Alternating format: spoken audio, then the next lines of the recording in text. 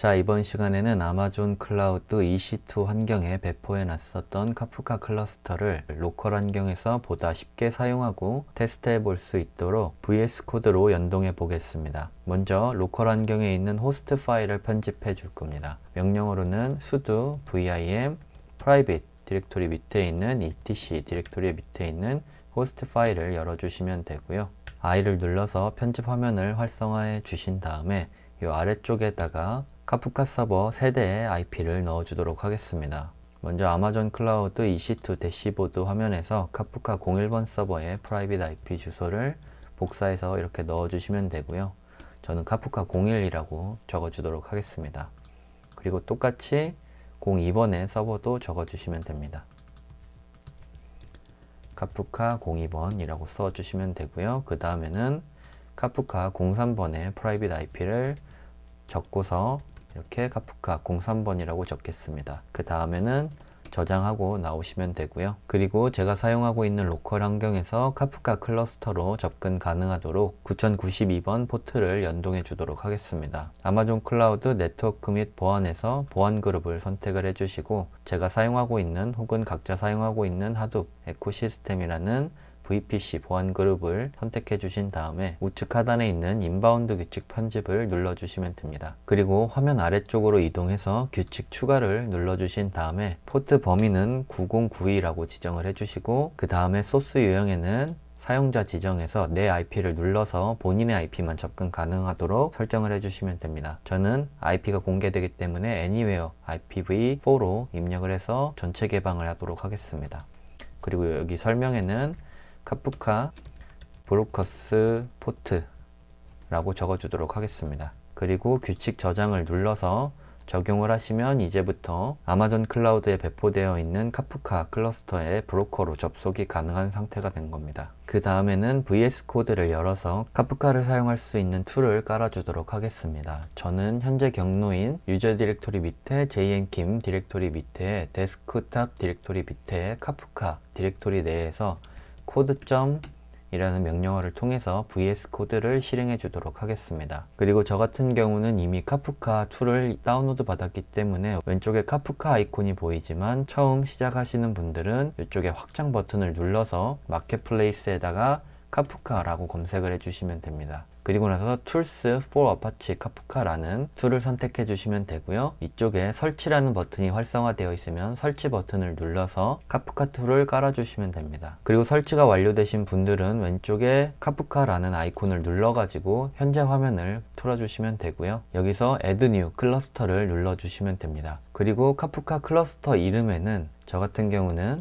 SSH 카프카 01 서버에 접속해서 체인지 디렉토리 주키퍼 홈 디렉토리 밑에 빈 디렉토리 밑에 있는 화면을 한번 지울게요. JK CLI 쉘 스크립트를 이용해서 확인을 할 수 있습니다. 현재 디렉토리에 JK CLI 쉘 스크립트를 활성화시킨 다음에 ls 루트 디렉토리를 확인했을 때 제가 사용하고 있는 my kafka 클러스터라는 네임을 확인할 수가 있고요.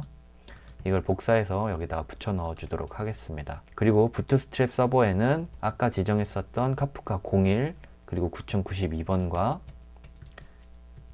카프카 02, 03을 차례대로 넣어 주도록 하겠습니다. 구분은 쉼표로 해주시면 되고요. 여기까지 입력을 하신 분들은 세이브 버튼을 눌러서 클러스터에 이렇게 연동을 하실 수가 있습니다. 클러스터의 연동이 정상적으로 진행되었다면 이렇게 브로커 정보를 확인할 수가 있고요. 저 같은 경우는 카프카 01, 02, 03번 3개의 브로커가 활성화되어 있고 토픽으로는 jmkim이라는 것과 시즌 로그라는 토픽 2개가 살아있는 걸 확인할 수가 있습니다.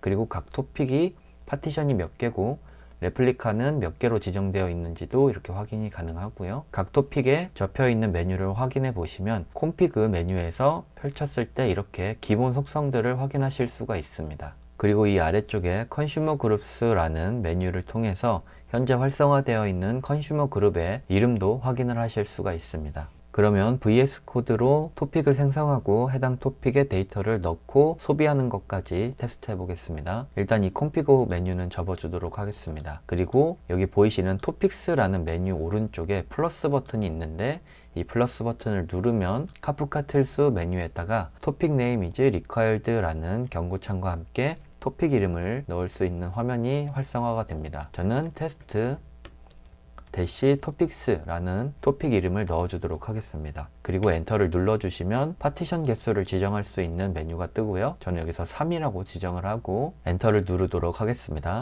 엔터 누르면 그 다음에는 리플리카 팩터를 지정할 수 있는 화면이 뜨고요. 이번에는 숫자 2를 입력하도록 하겠습니다. 그리고 엔터를 눌러주시면 여기 왼쪽 토픽 메뉴에 테스트 토픽이라는 방금 생성한 토픽이 정상적으로 생성된 걸 확인하실 수가 있습니다. 자, 그러면 프로듀서를 하나 만들어서 데이터를 넣고 컨슈머로 소비해 보는 것까지 바로 진행해 보겠습니다. 이 문서 탐색기 화면에서 새로운 문서 만들기를 눌러주시고 test.kafka 라는 파일을 하나 만들어 주시면 됩니다. 그리고 프로듀서를 만들기 위해서는 프로듀서 하고 자동 생성되어 있는 이 프로듀서를 엔터 눌러주시면 이렇게 기본 양식이 만들어지고요. 토픽 이름에는 아까 만들었었던 테스트 topics라는 걸로 지정을 해주시고 지금은 키나 랜덤 워드는 사용하지 않을 거기 때문에 여기 중괄호를 여닫아 주시면 되고요. 여기 안에다가는 테스트 키라고 지정을 해주시고 밸류에다가 테스트 밸류 1번이라고 지정을 하겠습니다. 그리고 아래쪽에는 컨슈머라고 해서 자동 생성되는 걸 엔터 눌러주시면 되고요. 컨슈머 그룹 아이디는 제가 컨슈머 테스트 아이디 jmkim이라고 지정을 하겠습니다. 그리고 토픽 이름에는 방금 지정했었던 테스트 토픽을 지정해 주겠습니다. 그리고 from onList에서 처음부터 데이터를 읽을 수 있도록 만들어 주겠습니다. 그리고 나서 여기 컨슈머 이름 위에 있는 스타트 컨슈머 버튼을 이렇게 눌러주시면 컨슈머가 실행이 되고요. 이 위쪽에 스타티드라고 변경이 되면 프로듀스에서 프로듀스 레코드라는 버튼을 눌러서 데이터를 밀어주겠습니다. 그러면 밀어줌과 동시에 컨슈머에서 데이터를 소비한 걸 확인할 수가 있고요. 연속적으로 들어오는 걸 확인하기 위해서 테스트 밸류 2번이라고 생성해 준 다음에 이렇게 밀어 넣어 주도록 하겠습니다. 그러면 데이터가 정상적으로 삽입되고 소비되는 걸 VS 코드로 확인을 하실 수가 있습니다. 이 외에도 이미 데이터가 저장되어 있는 토픽을 소모할 수도 있고요. 실시간으로 데이터를 이렇게 확인하면서 테스트를 하실 수도 있습니다. 그리고 나서 테스트하거나 필요 없는 토픽에 대해서는 다시 한번 카프카 메뉴를 눌러주신 다음에 여기 토픽 부분에서 우측에 있는 쓰레기 버튼을 누르시면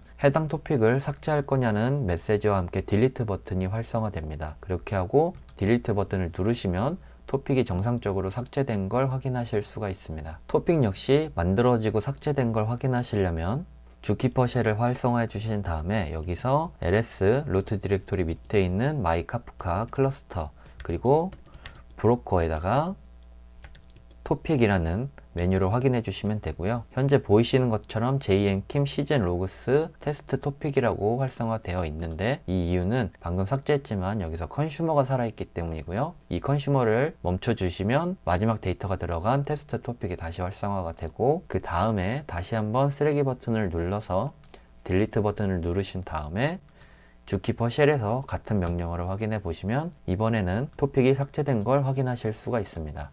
여기까지 VS 코드를 이용해서 카프카 클러스터에 접근해서 카프카를 매니징하고 조작할 수 있는 방법을 녹화해 보았습니다. 클라우데라나 야후에 있는 카프카 매니저를 이용하지 않고도 VS 코드를 이용해서 이렇게 매니징을 하거나 테스트를 할 수 있는 좋은 기능이니까 많이 활용해 보시면 좋을 것 같습니다. 감사합니다.